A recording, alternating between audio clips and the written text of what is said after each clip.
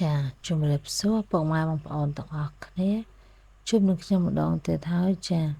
ថ្ងៃនេះនឹងខ្ញុំចង់ចែករំលែកពីរបៀបធ្វើទឹកត្រីផ្អែមដែលមានរសជាតិជូរផ្អែមឆ្ងាញ់ចាមុននឹងមើលពីរបៀបធ្វើរសជាតិគ្រឿងផ្សំសូមកុំភ្លេចជួយចុច like share ហើយនិង subscribe channel របស់ខ្ញុំដាក់មួយផងដើម្បីទទួលបានវីដេអូថ្មីៗពីខ្ញុំជាបន្តបន្ទាប់ចា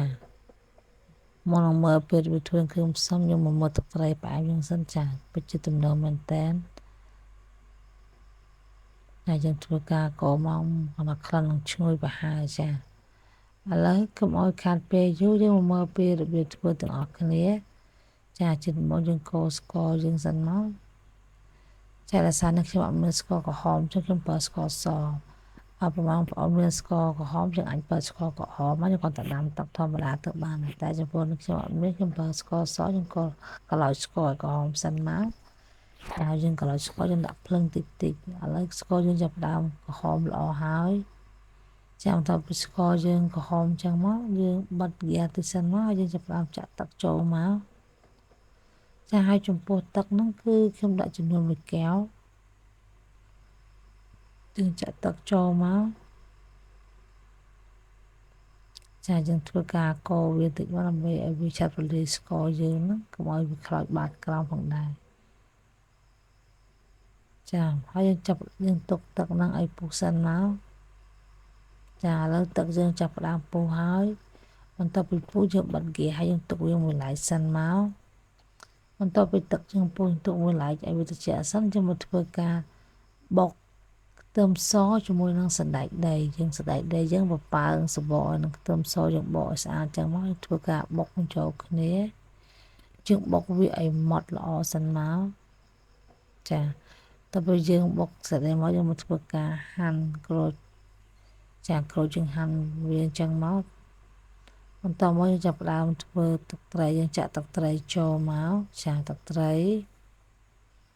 ប៊ីចេងយើងដាក់ប៊ីចេងហើយយើងដាក់អំបិលបន្តិចមកតើវាយើងកូរវាឲ្យរលាយគ្រឿងចូលគ្នាបន្តិចមកយើងចាប់ផ្ដើមធ្វើការច្របាច់ក្រូចឆ្មាចាយើងច្របាច់ក្រូចឆ្មាអញ្ចឹងមកច្របាច់ឲ្យវាអស់ទឹកអញ្ចឹងមកចាបន្ទាប់ពីយើងច្របាច់ក្រូចឆ្មាហើយ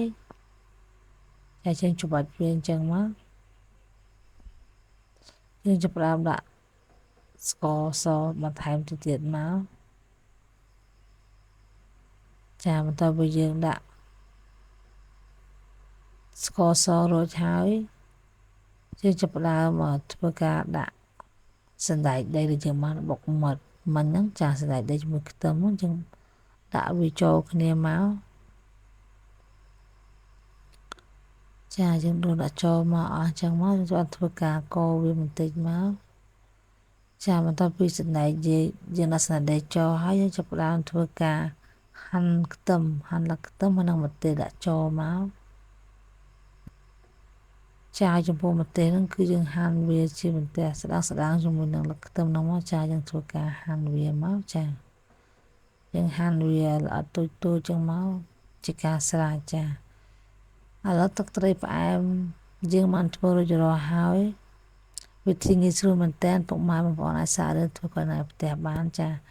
បើសិនជាមានសំណួរឬក៏ចម្ងល់អីអាចខមមិនខាងក្រោមបានចាជាចុងក្រោយខ្ញុំសូមអរគុណសម្រាប់ការតាមដានទស្សនានៅ Channel របស់ខ្ញុំសូមកុំភ្លេចជួយចុច like និង subscribe Channel របស់ខ្ញុំមួយផងដើម្បីទទួលបានវីដេអូថ្មីៗពីខ្ញុំជាបន្តបន្ទាប់ចាជាចុងក្រោយខ្ញុំសូមអរគុណសូមជម្រាបលា